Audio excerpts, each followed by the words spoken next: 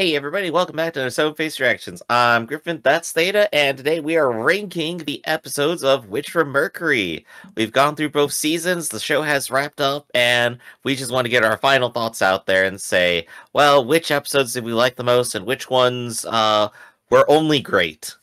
Yeah, say pointedly, at least for me, these were all good episodes, but in a ranking, you have to pick which ones are better than others.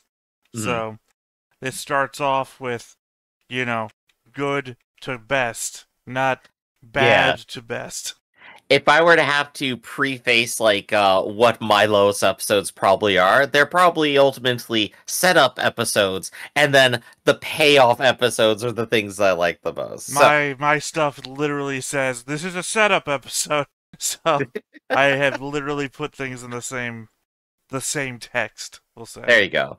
So yeah, no episode is truly bad here, I think, but yeah, some set up for others to be great. Oh, why don't we just jump on into it and you tell us what your number 25 ranked episode is? I should also say Okay. we're including the prequel. That's why it's a 25 episode list. Yep. There we go then. So at number 25, mine is episode 10, season 1, episode 10, Circling Thoughts, where Elin tries to seduce, Elin 5 attempts to seduce Soletta. Okay. I put that at number 23. So Ooh, let me there make we a go. note there. Episode 10. It has been 2 months since the duel with Shaddiq. Little by little, the launch of Gundam Inc. is proceeding on track. As she juggles the company and her schoolwork, Sula's days are productive and fulfilling. Meanwhile, Mjorn, pushing forward in her demanding role as company president, unexpectedly encounters Fang once again. Let's see, my additional notes for that episode are Mjorn becomes more and more distant. Vim and Sarius are planning to assassinate Delling, and Shaddiq is ready to do it. Nika gets hired. They use Nika to hire the Dawn of Fold. Guel runs away and joins the ship, which is one of the more hilarious moments, including the camping episode. Yeah. But it is also a good point of Guel's personal development. But everything here is just laying the groundwork for everyone wants to move to the next part. The reason why I put this at 23 is that this is a building up episode, Hmm. as we are given a lot of things that will develop into bigger things later on. It's also the episode where Soletta Forgetta comes from. We Yeah. first see first see Sophie and Noria in this episode. I guess that's their ship, Sophia. The initial stages of Vim getting himself killed are also set up in this episode. Lastly, this is also where Suletta's self-doubt kicks back in when she thinks Mjorn doesn't need her anymore at the episode's end. Yeah. So, the relationship between Soletta and Bjorn here at towards the very end, where they're growing more and more distant, and the next episode they get closer, and then they become distant again. It's the fun up and down of the relationship. Yep. Uh, Well, it's not what you put? fun. It's emotional. Emotions are fun for me. So, Alright. what was your number My 25? number 25 is What We Can Do Now, episode 21. Let me see. Where is what we can do now? Episode 21, you say. Where Yeah, is that? Astasia School of Technology has been devastated by Noria's rampage. The surviving students are forced to live in evacuation shelters as they wait for relief. Ah, right. That's my number 3. Okay. Do you know why it's my number 3, Theta? I do not know. Because Prospero wins. She activates everything. Well, Or, my why is this is the episode that introduces the Calibarn, the first big plot hole that gave me the only complaint I ever had at the end of an episode. This is also where Lotta goes missing instead of staying at Petra's side at the hospital when she's in critical condition. This is also just before Mjorn goes full shut-in after the mhm. events of Quinn Harbor, but also where is made president of the group. The Peel CEOs sell out the group, and we are also just introduced to the Space Assembly League as another big bad just before the show's end. It's an episode that sets things up, but it is so late in the series and introduces things that some people were not happy about that it forces me to put it low on the list. Right. I probably have to agree that the planning and setup part of the episode is the least interesting part of the episode. The two parts that are most interesting to me is early in the episode, Suletta finally becomes her ultimate self. She is active. She's doing things because she wants to. She's demonstrating that to others, and she's actively helping everyone that she can. Suletta is the hero now. She just has not started off on the path towards stopping Prospera. That happens like towards the back end of it. But on the other hand of it, Prospera literally destroying an entire fleet, giving the Witch from Mercury a reason to be called the Witch from Mercury, was hands down absolutely amazing.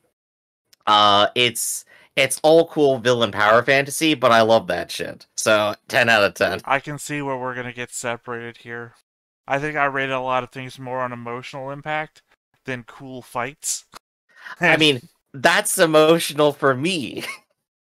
Yeah, sure. You are the living embodiment of that image of cool robot fight. War is bad. But hey, think about this. Cool robot fight. Yeah, there was a Megas XLR for that. Oh, dude, I love that show. Yeah, chicks dig giant robots. Anyway, what's your number 24? At my number 24 is season 2, episode 12, the final episode. May all the blessings find their way You to you. mean, I'm wishing for it. oh god, you named these weird. Just name them in their normal episode number. You mean You want me to episode just go with 24? raw number? Yeah, Okay, raw number. episode 24. Sorry, There we that's go. just the way that I have in the overlay all the episode I put them both pictures. down just in case. Okay. What's it? You said episode 24. Yep. Which is my number 3. Ironic, isn't this? Hey, there we go. In this one, all the Gundams come together to shut down the space laser. Prospera finally surrenders. The finale wrap-up happens. Eric is in a doll now. Prospera is in a wheelchair. And Bjorn, Guel, and Elin Zero are all working together now. And Suletta plans to open her own school. Or, I think as we discussed, her second school. She already has one at that point. Yeah, assumedly it's on Mercury. Mm-hmm. It is so weird that we flipped on already. If I were to say, like, my side of it, as a wrap-up episode, I think I got all of my payoff beforehand in other things. I think there were some good emotions in here, but ultimately, the back half of it was just kind of a where are they now feature. And I like the happy ending of it, but there's lots of things that could have been better, and it really had me thinking, I wish there was more. I wish everything didn't just get tied up in a bow. It's fair. I guess if you ever see me doing this head nod thing, one, it's either pain in my neck, or two, I'm actively disagreeing with Griff. But this right. isn't. You're winding up. Well, no. This is not a debate. We can all love the show in our own different ways, and I'm not here to debate why you think things are a certain way. I'm just keeping it internal. There mine, you go. for why I put it at number 3. As the culmination of the entire show, it had a lot to do, and it certainly sped its way through doing it. Ultimately, despite whatever people may think, this is the episode with all the payoffs in it. We see where everyone ends up, where the story was ultimately going, and then we end it off with Mjorn and Suletta together. For all those emotional breakdowns she was forced to go through, she's still the nervous ball of happy energy in the end, waving at Mjorn and us, the viewer, with joy just before we close out. And of course, the heartbreak I personally felt when the story conclusion message popped up. So many feels in one episode. Yeah, there we go. So, what's your 24 then? My number 24 is episode 16, Cycle of Sin. I gotta scroll up for that one. That one is my number 11. The school is in chaos as a result of the open campus incident. The Bennett Group's cover-up of the incident and its aggressive security operations on Earth have been reported to the public, and it decides to hold an election to turn the situation around. That's your Let's see. 11, huh? My why is Prospero reveals her plans to Belmeria in an unhinged scene of reaching towards the ceiling and cradling an invisible Aerie. Guel returns to the school, starts taking control of his life again by starting with the company. Fang and Guston start to kick into their storyline, giving us crumbs of what's about to happen. Then, when Mjorn confronts Prospera, we get callbacks to the prologue and a desire for revenge Prospera has been saddled with all this time, but as we know, mostly has given up on to focus where a world where Aerie can live instead. It's a late game setting up episode, making sure all the players are moving on their right paths towards the show's finale. Right. I think I just liked a lot of the random emotions that like ended up in this, including a lot of the Prospera. This is the Prospera villain episode, I think, and it's best exemplified by the unhinged speech where she's cradling an invisible Aerie, which is hands down amazing because this whole time we've had Prospera as like this intelligent, quiet plotter, and then here she is just going crazy. Absolutely love it. Great characterization. And then she just dips right back into full manipulator and spends the entire rest of her time manipulating Bjorn into doing everything she wants her to do. It is great. Um we also got a whole bunch of random information here too in the form of Elon 5 attempting to steal the Aerie and being rejected. We had him like interact with like our little the Ariel coven ultimately. And that gave us a whole lot to talk about, and I think it was a fun bit of episode. Yeah, Uh, in case I'm not being clear, mhm, when I'm saying most of my lower ranked episodes are the mhm. setup episodes because I higher ranked the beats than the valleys, or the peaks rather than the valleys. Right. Whereas I love it when characters reach their the bottom of the barrel. Oh, that's my thing. Yeah. Basically, I've filled my upper echelon with. Well, what if we took all the best episodes and made a show only that? So I believe that was my 24 and your 24. So now we're going to our 23, huh? Yep, you're next. All right. My next one is Shall We Gundam, episode 7, the business incubation party. Where did you place that one? Episode 7 is number Oh. 16 on my list. Oh, okay. Middle of the pack for you. Okay, that's fair enough. So in this one, it's the business incubation party. OG Elin pretends to be Elin 4 to gain Suletta trust. And of course takes Suletta to the stage to expose the Pharact and Ariel as Gundams and demand the Ariel be scrapped. Bjorn saves the day by starting a new company and gaining her father's approval. I do think this was an important episode, specifically in the way Bjorn relates to Delling and how she proceeds and becomes like the businesswoman she is for the entire rest of the series. But also, it's kind of the weirdest episode too, isn't it? It is very different from literally everything else that happens.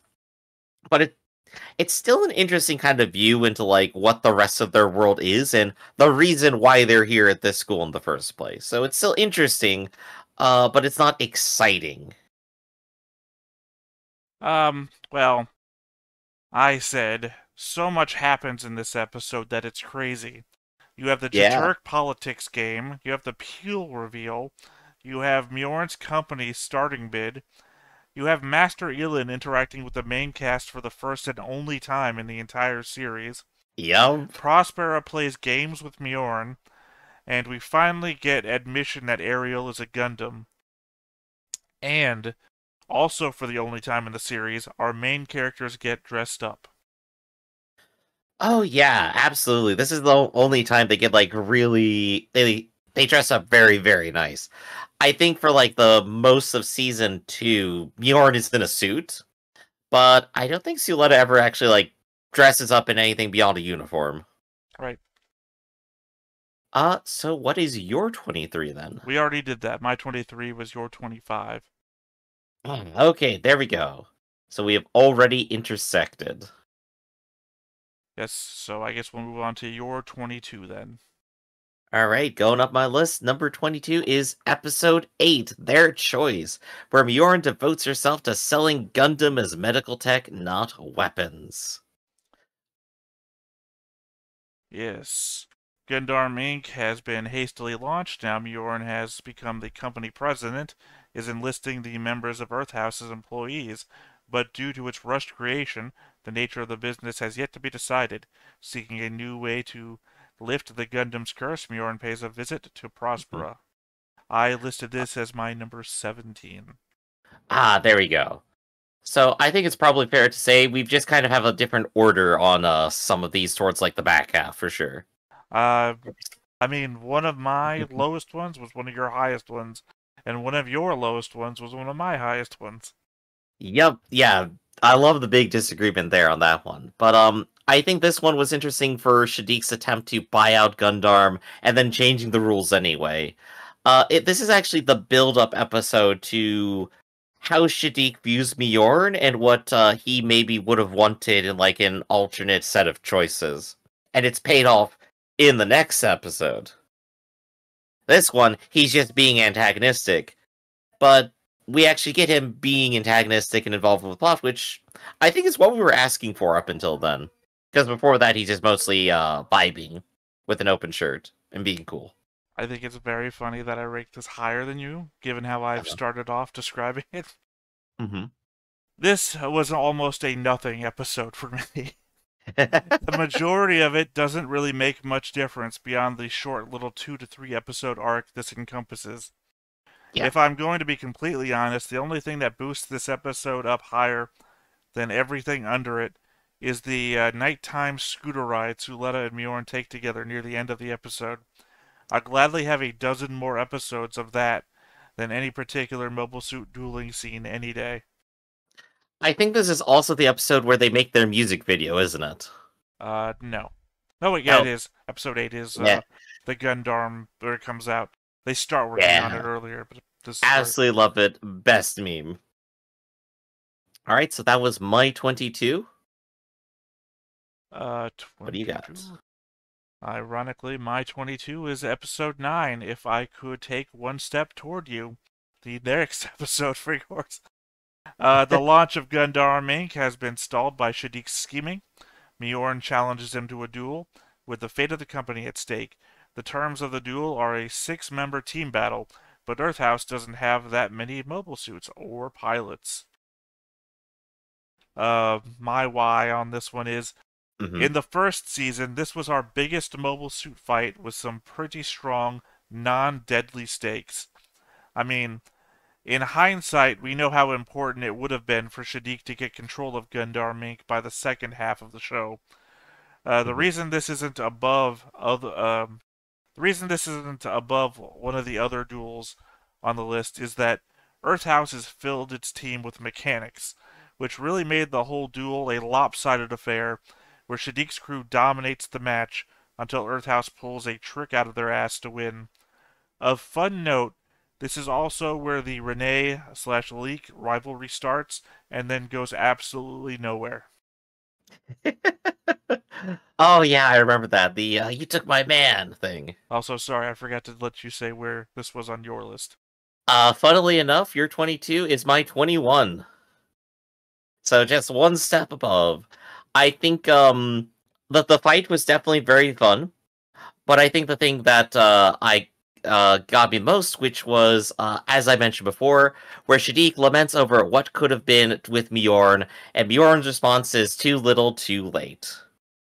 Yeah, It we get that a could have couple of happened. times, actually. I recall. Shadik could have solved Bjorn's problems, but was 8 episodes too late. Well, I mean, we kind of get that at the party, and I believe there's a flashback in a different episode where that also happens. Yeah. So let's see. So that was my 21 as well. So we're just kind of going straight into your 21 then. All right. Let me scroll up list here. My 21 is Guel's Pride, Episode 3. Suletta is being Ooh. forced to duel in a rematch. She and Mjorn form a cooperative partnership to save the Ariel from being scrapped and keep Mjorn from being expelled from the school. But for her opponent, Guel, this is also a battle he absolutely cannot lose. I ended up putting that one at number 14. So way up the list. Yes. I did love the early fight, the cheating involved, everyone putting their various motives on the line. I think it definitely ended up being very descriptive for what we were getting later, and this is also like the start of Ghoul's descent as well. After this point, everything goes terribly for him. Let's see what I say. Well, first off, this is one of Guel's best fights. For me, it's a Mhm. toss up between this and his fight with the Pharact. But in Yeah. this, at the end, when he takes over from the AI and uses everything the Darbalde has to offer, he really shows off why he's the best non Gundam pilot around. On the outside of that, you also have Mjorn and Suletta coming together over a shared cause, and the drama between Guel and his dad ramps up on screen for just about the final time. I don't Oh think yeah, you they get. don't really interact with each other very much after that, do they? No, not to my recollection. Yeah, he spends the next what's the number of episodes? Like 10 episodes not talking to him, and then comes back and is like, "Oh gosh, killed him." Yeah, because Guel is like, my dad wasn't going to let me do this, and I can't do that, or Lauda's passing a message along. Yeah, And yeah. Vim, we see in other episodes, is actively doing stuff with other characters, so they just don't get much screen time together until one of them doesn't get screen time anymore. Yep. Uh so I guess that leads us then into, is that your 21 next or That was my 21, so now we're going to your 20. all right. My number 20 here is Envoys from Earth, where Noria and Sophia infiltrate the school for during the open campus. Remember to say the episode number before you go into. Episode 13. Yes. It has been 2 weeks since the attack on Plant Quita. At first glance, it seems daily life at the school has remained peaceful, but a gag order has been imposed regarding the incident, and the members of Earth House feel suffocated. As preparations get underway for the next day's open campus event, a pair of transfer students appear before Suletta. This was my number 19. Ooh. All right then. So I think the interesting thing of this is, both Nika and Suletta are like interacting heavily in this episode because Suletta comes and saves Nika and realizes like that she needed saving in the first place. Nika is interesting here because she's already feeling guilt about the things she's done so far and doesn't want to go even further because obviously Noria and Sophia will hurt Sophia, I the see you're school. doing it too. Yeah, I ended up doing it. They will obviously hurt the school, and she doesn't want that. She doesn't want to see more people get hurt. And Suletta is there to try to help. She challenges them to a duel. They kind of laugh, but they're going to do it anyway. And this is also the point where Bjorn starts getting involved into Prospera's conspiracy. She learns about it and is sort of inducted into it, and then blackmailed later. I do appreciate there are a number of episodes already that we've put about the same place, like maybe one apart. Hmm. Let's Uh, see. My why was as we returned from a break to season 2 of Witch from Mercury, we didn't know what to expect given the trailers and the posters. mhm. And the first episode back didn't really throw us any curveballs, just setting things up for the next few episodes reveal. What it does give us is more of Noria and Sophie, giving some insight into how they interact with others, and generally revealing more of themselves to us than just who they are in a fight, specifically hitting with Sophie's stuffed animal family. Oh gosh, yeah. I think I definitely agree. This is the episode where it points the arrow where most of the rest of the season is going, which is the school getting trampled multiple times. Alright. Uh so that was my number 20. What about yours? My number 20 is Episode 5, Reflection in an Icy Eye. Guel Ooh. Technologies has sent Elin to reveal the secrets behind Ariel. Suletta had Elin in her mind because of his benevolence. One day, Elin asks Suletta to out with him. I put this one at number 6 on my list here. This is Another the wide Elin difference. double. This is the Elin 4 double feature. This is the setup for all of it, where he has his duel in the Faract and wins easily against Guel as well, which you said was your favorite Guel fight as well. No, I said it would be up in the air between the one Ghoul's Mhm. Pride, that happens in Ghoul's Pride against Ariel, or that one with the Faract. Yeah, I think there you I'll go. also point out that my number 21 was Ghoul's Pride, which where that fight took place. So literally, those two fights are back to back on my list. Mhm. But yeah, this is like the turning point for Elin, where beforehand he started off aloof. He started getting nicer and nicer to Suletta. Suletta is reciprocating and enjoys Elin 4, and then Elin 4, as soon as he figures out the information he needs, immediately starts trying to ignore Suletta. But she is very persistent in trying to make people happy, which is the reason we like Suletta. She goes through all of the effort to try to get his attention. Right, the moment he realizes that Suletta's not like him, Hmm. he is not. He's done with her. Right. Yeah, my wise, we finally get to see what Elin 4 is all about in this episode, attempting to determine if Suletta is like him and how Ariel works. We also see a somewhat confused Ghoul step in to defend Suletta, which I'm sure started a few unfortunate ships that would never pay off, only to then flip into an Elin versus Ghoul duel, showing us the Fract in action for the first of a few limited times. Its introduction in those fights definitely set it up as like one, it does what it needs to do. Ghoul gets wharfed. He gets thrown across the room to prove how cool the Fract is. And as such, the Fract ends up as the most menacing thing so far. That at any time, Elin 4 could have just been the holder and decided not to. Alright, what is your number 19? My number 19 is episode 1, The Witch and the Bride, where we get a rapid introduction to all of our characters at the Academy. Hold on, I got some scrolling to do. Hmm. Yeah, where'd you Episode put this? 1 is my number 4. Oh, wow. So, The uh, Astasia School of Technology is run by the Bennerer Group, a major player in the world of space industry. Soletta Mercury, a transfer student from the planet Mercury, is looking forward to her new life at the school. But just as she is about to arrive, she notices a lone figure drifting in space. mhm. This is the introduction to all of our characters in their starting positions, which end up not being anywhere near where they go later. Ghoul rapidly descends, Mjorn opens up a lot, Suletta's. Um, but we do get plenty of action. We get like a good vertical slice of everything about the series, including like the school stuff, the politics. We get our favorite meme of Vim's bomb just still being on a plane somewhere. Uh, and I think overall, it's still a very good episode. It's a very good pilot introduction to what we're going to get. But it is the pilot introduction. We get to higher heights than this.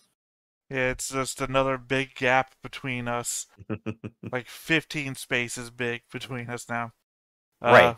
I think the only reason it really sticks out is because of the shock at the end, where just like, by the way, you're the bride now.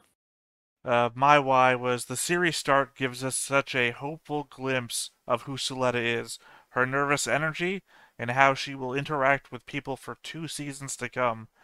We also meet all the characters for the first time and see who they are before this transformative journey shapes them into ultimately better people.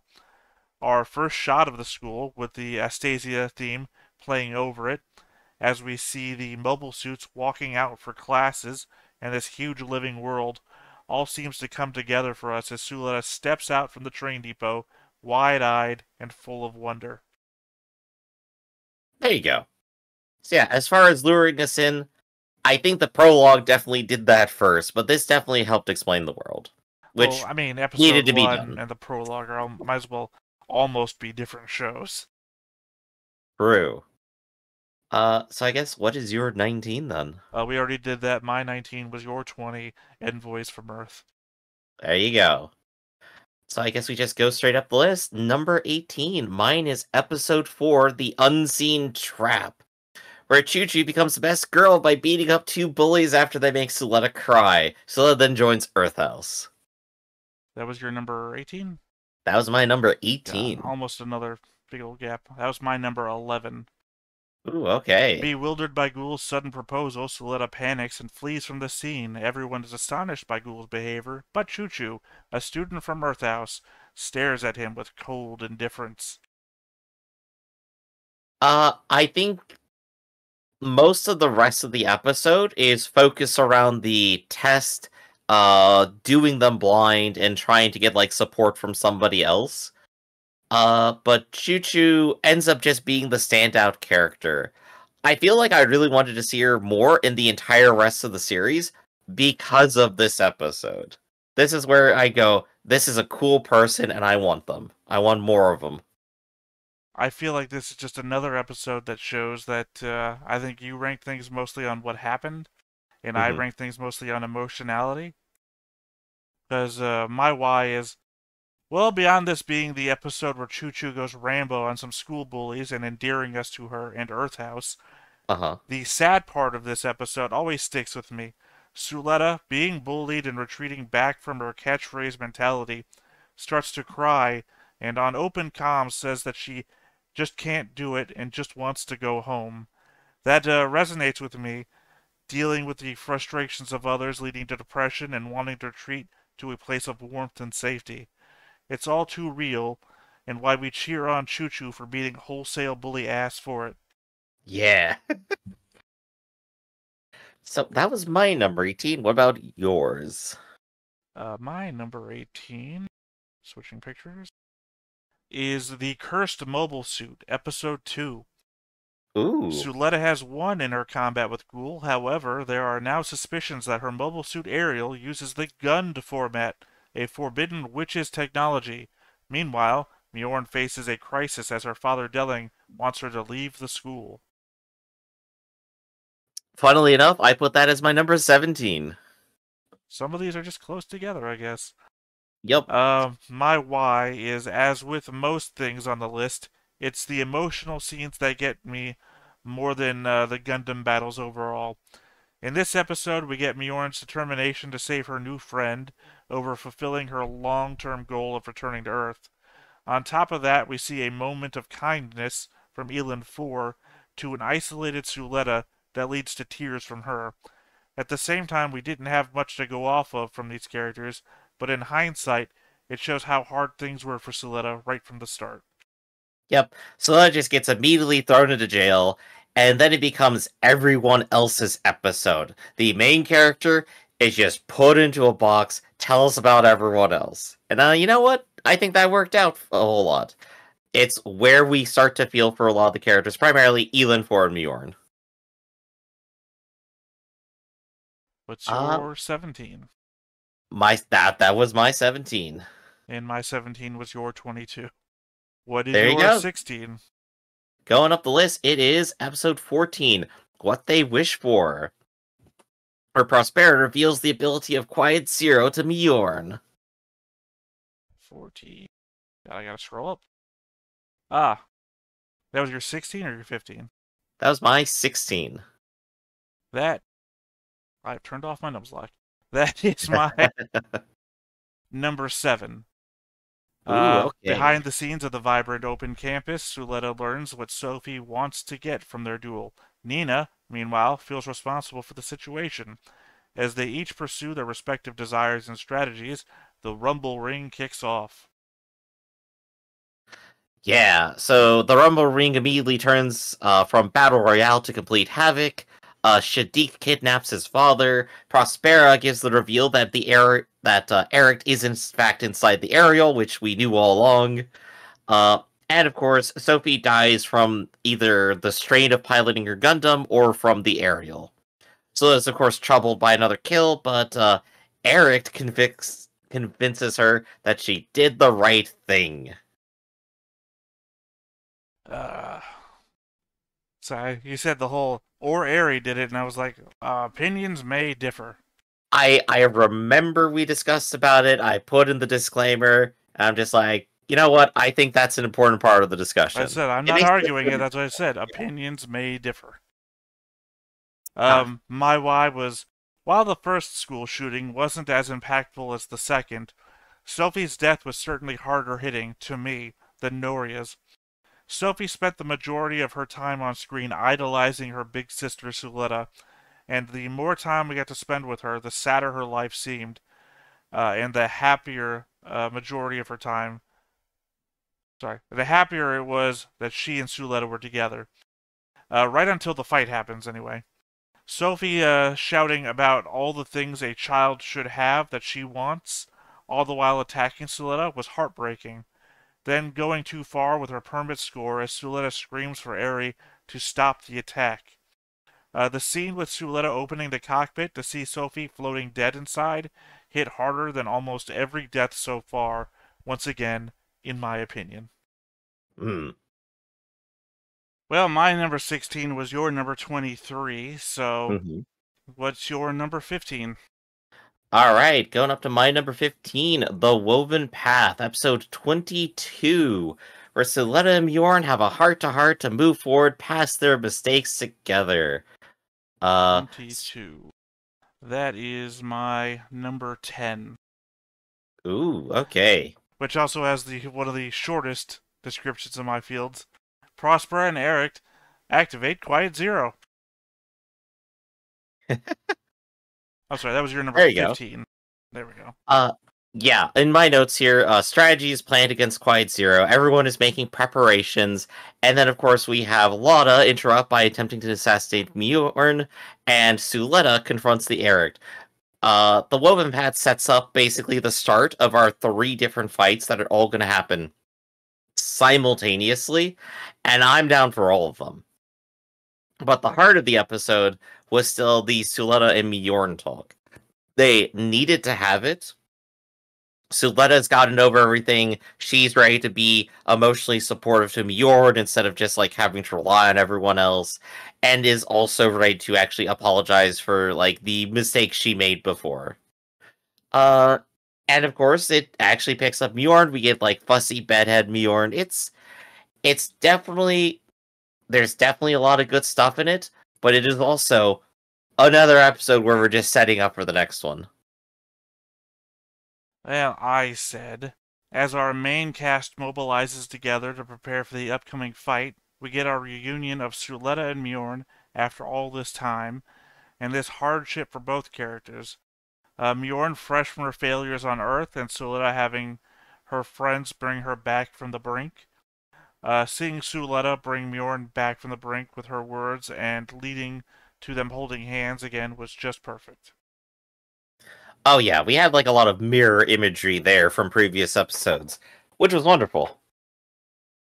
So that was my number 15. What about you? My number 15 is Keep Marching On Instead of Running Off, Episode 12.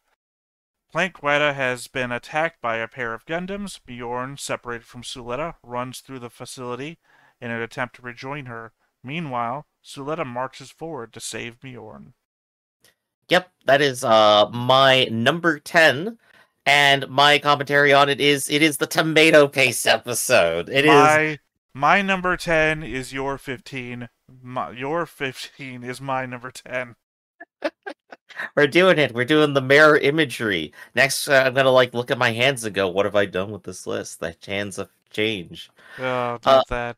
But I said, in season 1, this was our big action set piece. The very first time we get placed in scenes of actual character danger, where it isn't just a duel anymore, and death is a possibility. This mhm. is really our last episode where we get to see Delling as a character and not as a plot device. We have to see Mjorn attempt to defend her father as Suletta gets mind-fucked by her mother's catchphrases, leading to the inevitable bloody hand scene that felt like it was going to destroy a relationship for at least 6 months. Oh yeah.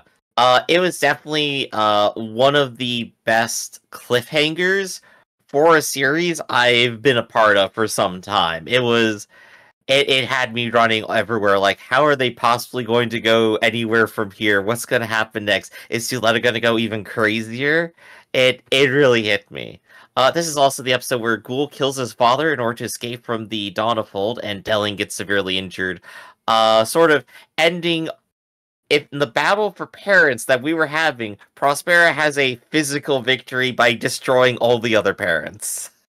Sarius is still around. Oh yeah, that's right. Sarius is still around. Shadiq is working on that one. That's true. They still technically have a healthier relationship. No, I mean he abducts his own dad. So, Shadiq is working on taking Sarius out. Mm-hmm. Prospera is ahead of everyone else. Prospera proving herself to be the better manipulator than Shadiq once again. I killed 2 parents. How many you got?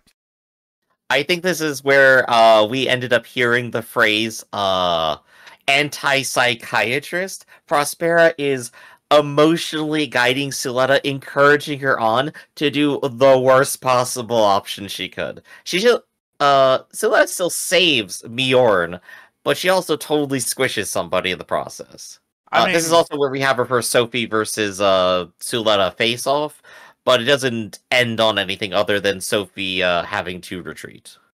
if you remember when we watched the trailer for season 2, this is where I comes from. That I was like, she just goes back to school because Yeah. it doesn't seem like that would have happened. Killed a man and I'm just fine, you know? All right, So what's your number 14? my number 14 has already been said. It was Ghoul's Pride. All right, my number 14 is. Hold on, let me prep the slide. My number 14 is episode 19, Not the Best Way. Ooh, I have that at number 12. Descending to Earth with the Ariel, Mjorn holds discussions with the Earthians leading the protests. Given the grim situation on the ground, it seems peaceful negotiations will be almost impossible. Meanwhile, the members of Earthhouse are unable to cheer up a despairing Suletta. You said this was your number 12? Yep, that was my number 12. This is the episode where we get Raccoon Suletta, where she's going to the fridge at 3 a.m. for cheese. It's a wonderful meme. Love it.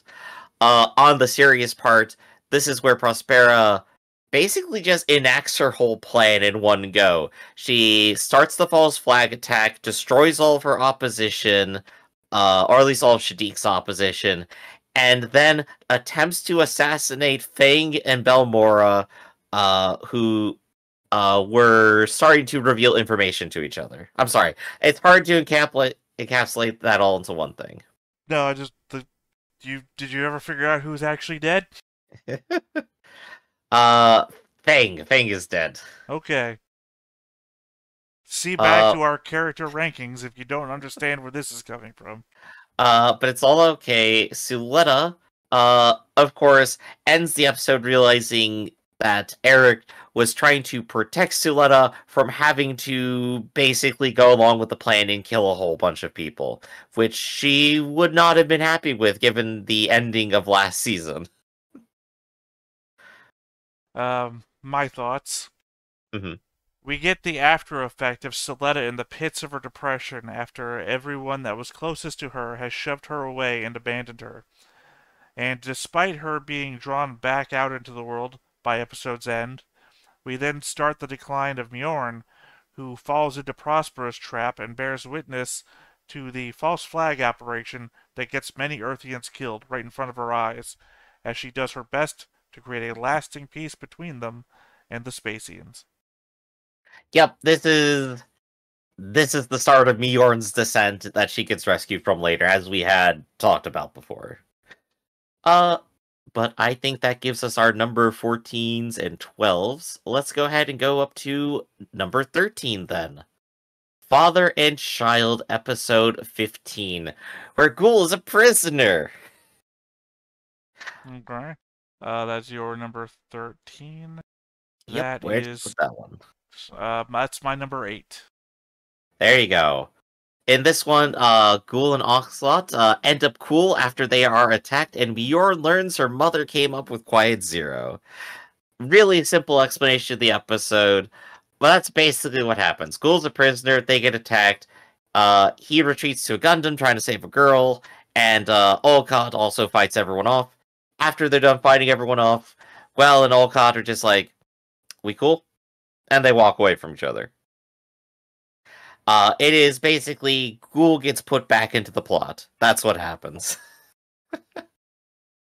Sometimes I feel like the further up we go in the list, the less you have to say. It's like this one was probably a little bit of a rush job, I gotta say. it But almost feels a like rush job on my part. it feels like the inverse is happening. Is that you felt like you really had to justify why you put things really low, and then the higher you go, speaks for itself. Speaks for itself. Um, The reason why the episode is good, of course, because it is the culmination of Guel's own personal arc. right. Pursued by the Benner Group's garrison forces, the Donna Fold, which perpetrated the attack on Planquisha, is forced to evacuate its hideout. Guel, who was captured by Olcott, not Olsalot, is now a prisoner at the hideout. Having slain his own father, Guel remains sunk in deep despair. This episode is one of the only ones that takes us completely away from the story of our main characters and centers on Guel and the Donna Fold. It was good to see how the Donna Fold is like when we aren't watching them commit terrorist acts. Mm-hmm. But the reason I ranked this so high was for the Guel storyline. Right. We see his breakdown after killing his dad, then his rise after the Benerit forces strike the compound. His desperate attempt to save Theta before ultimately having to bury her. It was a fairly well-told bottle episode for Guel, filled with heart and emotion, and was truly the turning point of his character. Yeah, definitely agree. So I think that was my 13. Did we go over yours? Nope. Let me get the slide prepared. My number 13 was A Gloomy Song, Episode 6. Suletta has agreed to a duel with Elin, but she can't hide in bewilderment at Elin's sudden she can't hide her bewilderment at Elin's sudden change of attitude. The duel is to take place in space outside the front, and since the Ariel has no thruster unit, she is forced to upgrade her machine. My thoughts were, not gonna waste time. This episode is here for the ending. Happy Birthday kills people, and Suletta chased Elin 4 around the entire episode with it like a serial killer. After she finally defeats him, and he has to finally talk to her about his past, he gets killed at the orders of the Peel CEOs as we watch him sing the song to himself one last time. Also, our first death post-prologue, so it hit harder than most emotional impacts up to that point. Right. I put this as my episode number 1. Sorry, I once again forgot to give you the chance to say where you put it. That's good, because I think this is a good time. My number 1, we had 5 episodes where it was just like, we're just at school, we're having fun, there's conflicts, but oh, and by the way, we're killing somebody. I also appreciate your number 1 is literally the middle of the list for me. Right. This one definitely got me the most, just because of the wraparound to Happy Birthday. Suletta's desperate attempts to befriend with this person who is completely disposable to Peel. The entire time, Elin 4 is trying to, like, save his own life, but he cannot win. There is no winning for him, and he eventually just has...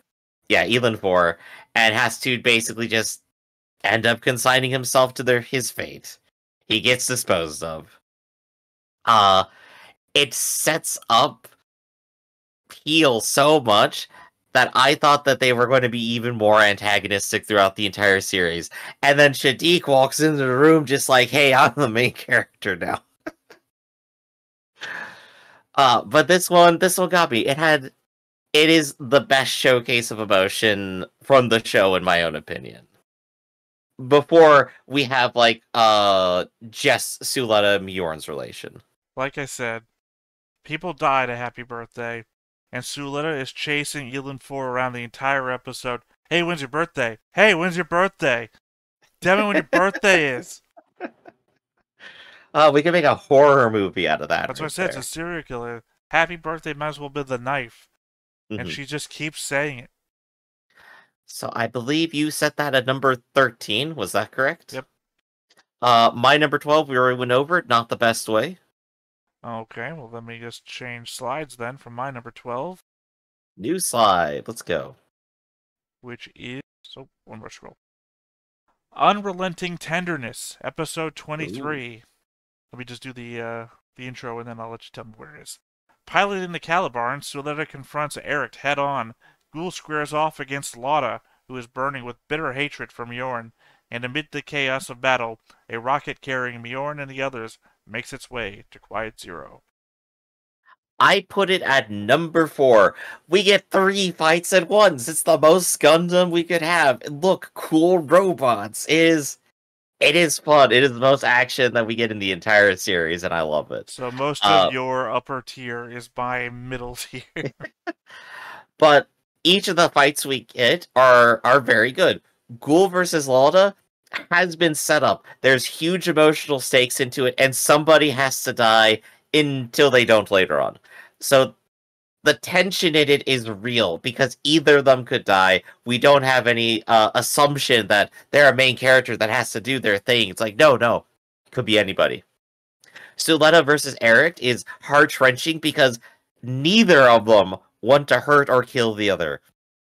Eric wants to follow through on Prospera's plan, but still cared enough about Suletta to try to get them to go and live a normal life. And Suletta obviously is trying to save her family, even though her family has tried to distance themselves.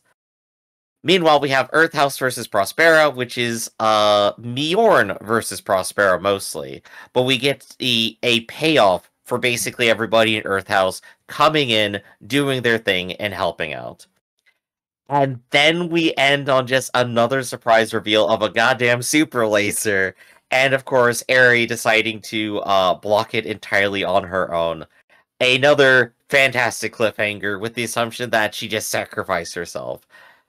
I was in on every bit of that episode.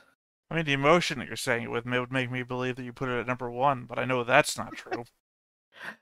My excitement is different from my gut-wrenching tragedy.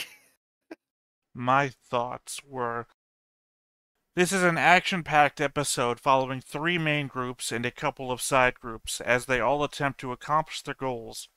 We have Lauda's entire story arc culminating in seeking his brother's acceptance after being shaken to his core that Guel hid from him the fratricide and sided with who he had thus far perceived to be their family's enemy from the start. Mm-hmm. Ending with a heartfelt reminder that they've supported one another from the very start. We have Mjorn's confronting Prospera about her relationship with her daughter, being reminded of Mjorn's mother's continued affections for her daughter, and of course Suletta confronting Eri and the Coven, saying how she doesn't want to just forget them, and how she wants to be at her mother's side to hug her when she cries. All very emotional and very well building towards the ultimate climax of the show. Yeah, there we go. So that was my number. That was your 4. That was No, my that number was 12. your number 12. Yes. Yeah, so what's your number 11? We've been over this one already. Cycles of Sin, number 11. Yep. And mine is Unseen Trap, which was your number 18. So what's your Yep. number 10? Been here before too. Keep marching on instead of running off. Episode 12. Yep, mine's The Woven Path, your number 15. What's your There number you go. 9? There we go. We're getting towards the top. Number 9 are Empty Selves, episode 18. Where Suletta is told that she's a clone of Eri, the drones are failed clones, and that Suletta is no longer necessary to pilot the Ariel. Eri and Prospera both push Suletta away emotionally and literally into space, and Suletta completely breaks down. This is my number 5. There you go. I think we both agree on the same reason why it's good, because that reveal at the end is absolutely amazing, right? It is the most tragedy we could possibly inflict on Suletta after she already just had tragedy the previous episode. Well, since you're saying it, let me just say it then. The weight is almost entirely on the back half of this episode for me. All her friends build her back up to confront Mjorn and end up shoving her into an even worse spiral. The conversation between Aerie, the Coven, and Suletta revealing that she isn't needed anymore, being ejected out into space, only then to meet her mother, who basically abandons her there, and we leave off with a shot of poor Suletta spinning in space, crying harder than we've ever seen her cry before or since. In space, nobody can hear you cry. Yeah, they did that twice. So that was my number 9. What's yours? Alright, let me switch there. My number 9 is The End of Hope, Episode 20. Guel learns that Shadiq is the mastermind behind the kidnapping of Sarius. Ah, what a shame, because that's my number 2. The one where Noria dies in Elin 5 is sad. Guel and Shadiq both duel as well, and the school is destroyed. So we have 2 completely different stories happening here, but from the same instance, which is, of course, Shadiq going out to fight Guel, and Guel coming in to arrest Shadiq. The first part, Guel versus Shadiq, I definitely like because it's all of Shadiq, not over everything that's happened to them in school so far. He hasn't, reached full maturity, but Guel is fully mature. He's completely ready. He doesn't have to prove he's the best. He doesn't have to win. He just has to make sure Shadiq loses, and his plan goes off flawlessly, demonstrating that he has grown more. Wonderful payoff. Great drama. Absolutely love it.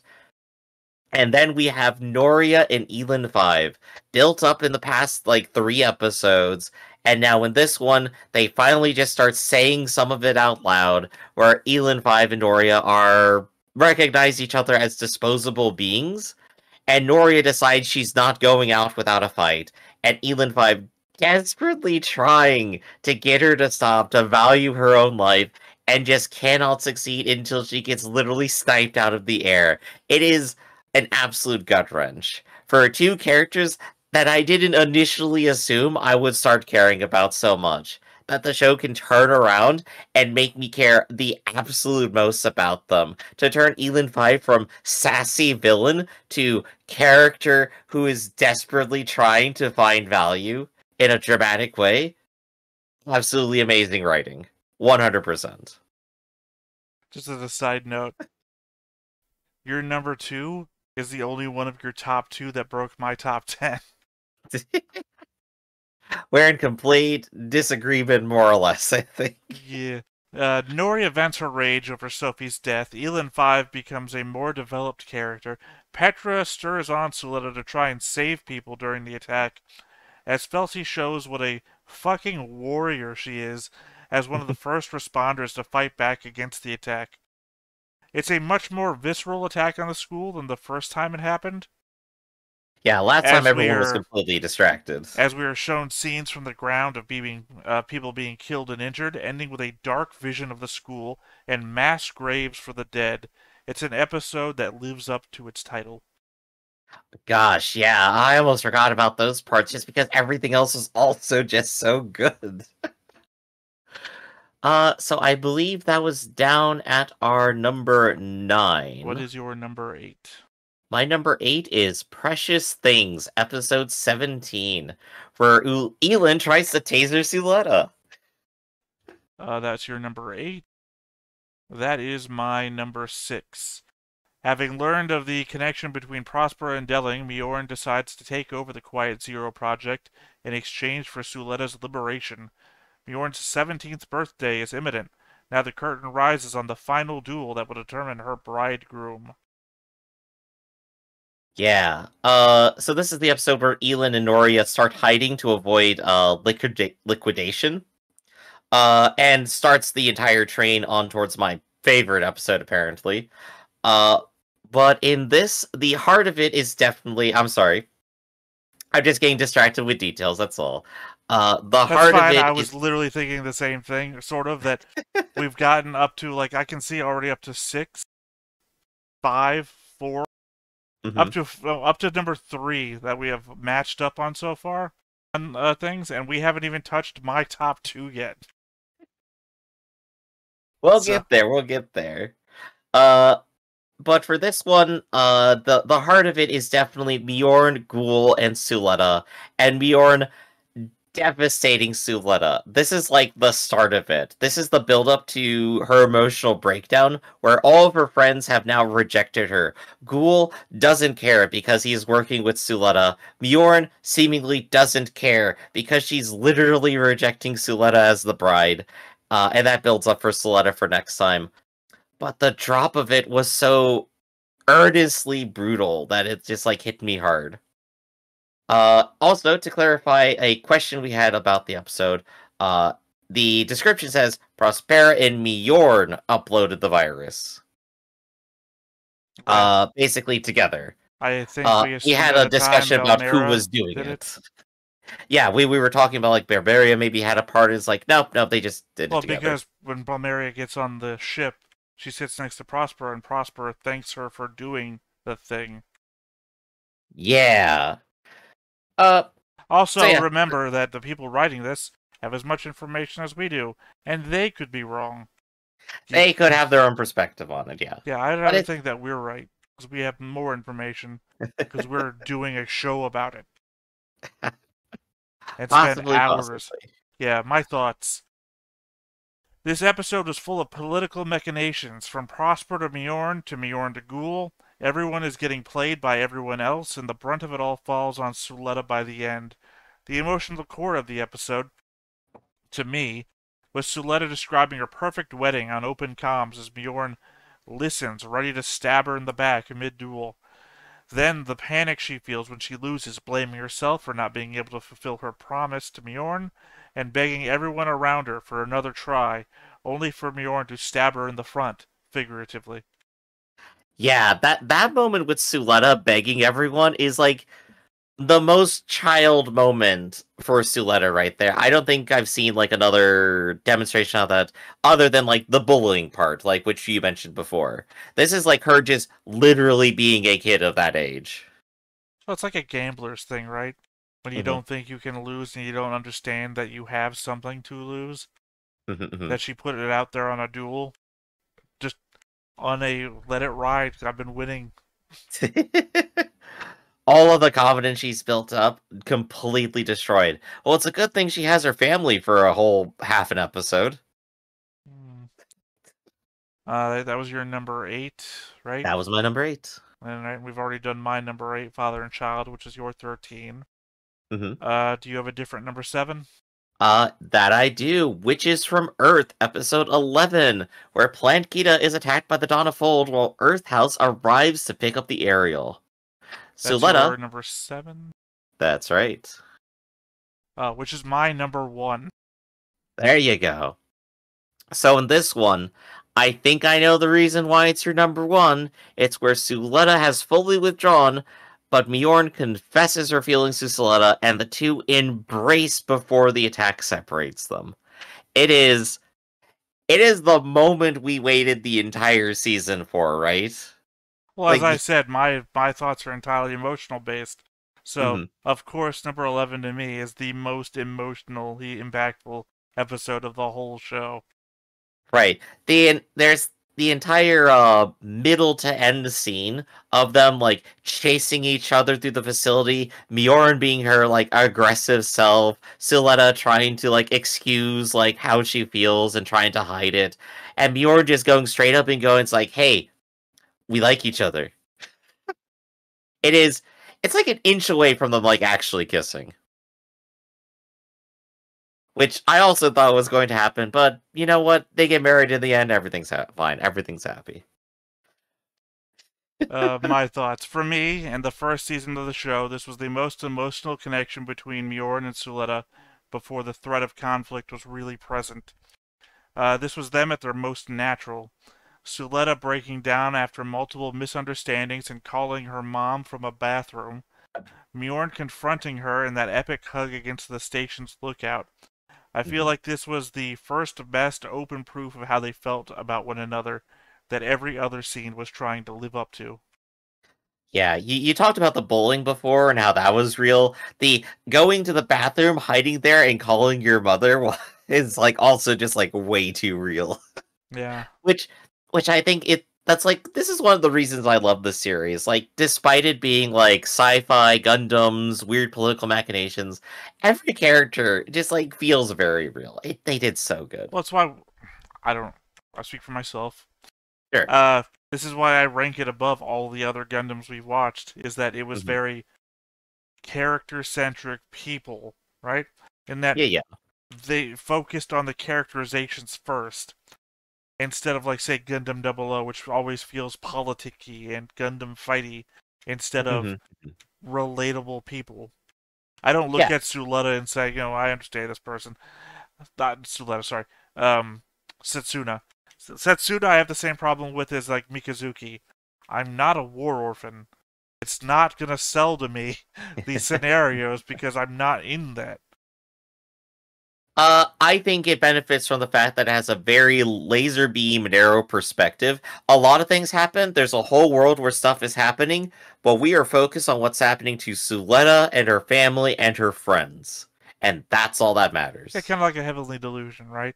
That this Mhm. world is full of so much shit, but we're on a narrow path with these two people on a road trip. Exactly. So that was my number 7. And my number 7 we've already done. What They Wish For, your number 16. There we go. Already done our number 6 as well. Yep, The Reflections in an Icy Eye, the Elin 4 Part 1. yep, mine was Precious Things, your number 8. And the last one I have not mentioned, number 5 on my list is the Prologue. Happy birthday, everybody. Happy birthday. Do I have to say anything else? That's your number 5. That is my number 2, There which you is go. also my final one on the list. It's the reason why we started watching the show, because they set up an interesting sci-fi world. They gave us a couple of interesting characters to look at, and then they started the murder. Right. It was the whole thing, it set up the whole thing for us. It got us emotionally invested in Eri with his super sad 4-year-old's birthday party and Mhm. introduced us to the cursed happy birthday song. You didn't know about happy birthday before this, right? No, never heard about Happy Birthdays Even before. the manga reaches back to touch base with the events of this episode. That's how important it is. We Mhm. watched it on a whim one day, and 9 months later, here we are ranking episodes in one of the best Gundam shows we've ever seen. There you go. Thanks for making that prologue. You did everybody a favor, and now I'm traumatized by birthdays. Um, just going back over this, I think the biggest discrepancy between our two lists was the difference between episode 24, May All Your Blessings Find Their Way to You, I'm Wishing It, Uh-huh. and, what was it, What We Can Do Now? Episode 21. Yeah. One was my number 25 and one was your number 3, and vice versa. Yeah, that is a positively huge split when it comes down to it. And I know, like, you definitely had a more heartfelt reaction to the ending, so it makes perfect sense from over here. I was depressed for a week or more. I don't know. Maybe I'm not still depressed. I don't know. The fact that I have communities I can just jump into at willy nilly, that I can just like sate the sadness. But There you go. but yeah, no. I think if you look at my list goes setup episodes, then Gundam fights, and then Mhm. emotional cores. Mine's definitely a mix of all of that. A lot of the big beats here are Elin dying, uh, Noria That dying, was your biggest beat, was Prospera Elin going dying. crazy. Elin dying was your biggest beat. Yes. Literally, my biggest beats are literally Suletta and Mjorn coming together, except for the prologue. Mhm. Prologue gets like lip service for being the start of it all, but it's literally number Yeah. 11. They hug and they admit their feelings together. Number 24, they get married. Number one, they meet. I mean, it's... But what about the deaths? I need more death. Oh, God. Well, I mean, that's like bottom half of my top 10 to Yeah. mid. Like I said, the emotional impacts, but my emotional impacts Mhm. start with the bad stuff that happened and work their Yeah. way up to the best stuff. You know, Yeah, the our good. emotional focuses here are different, and that's why we split. But I think when it comes down to it, we both agree on every moment that is like the standout best parts of the show here. Well, I mean, yeah, if we we look know back at our we number know that we ones, love your this. number one is someone dying, and my number one is a romance ignited. So, Mhm. Maybe I am just a psycho, but it's okay. Because this whole show was great from beginning to end. it was. So there you go. These would be our top episodes here. Entirely opinionated, completely biased, but you know what? That's what critics are for. So I think this is our last bit of Witch from Mercury. All we have now is the manga left. Well, manga and the side story. Yep, and the side story. So if you're interested in any of that, go ahead and keep coming back here, and we'll still have a little trickle of content for you as time goes on. But for right now, this is our last bit of Witcher Mercury, and we're going to go ahead and sign off. Theta, do you have any last words for everybody? Please don't kill me. Okay, go with the classic. Good.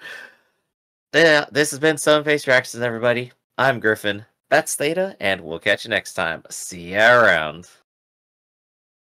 Hey everybody, thanks for watching another Stoneface Reactions. If you have an idea of another video we could go ahead and watch, go ahead and put it in the comments down below and we'll add it to the wheel.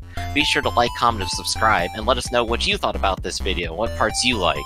And until then, we'll see you next time. Is this too goofy?